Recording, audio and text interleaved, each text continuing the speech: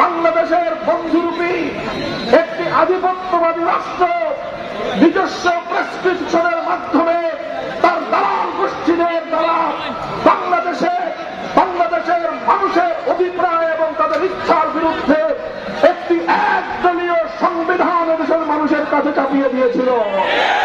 বাংলাদেশে একটি দূষিত রাজনীতির চর্চা হয়ে এসেছিল। এই দূষিত রাজনীতির জননী ছিল ফ্যাসিস্ট নব্য ফেরাউন, আজকের একবিংশ শতাব্দীর বাংলার ফেরাউন শেখ হাসিনা। কিছুদিনের মধ্যেই একটি ভিনদেশী দালাল চক্র বাংলাদেশের মানুষের স্বাধীনতার সংগ্রামকে ছিনতাই করে নিয়েছিল।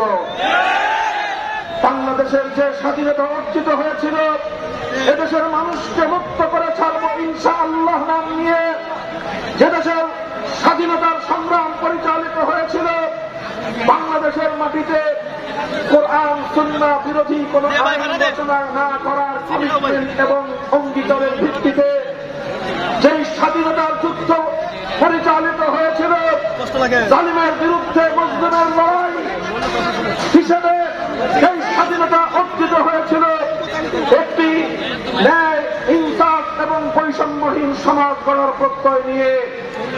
1971 সালের 16 ডিসেম্বর বিজয় অর্জিত হওয়ার কিছুদিনের মধ্যেই পার্শ্ববর্তী বাংলাদেশের বন্ধুরূপী একটি আধিপত্যবাদী রাষ্ট্র নিজস্ব প্রেসক্রিপশনের মাধ্যমে তার দালাল গোষ্ঠীদের দ্বারা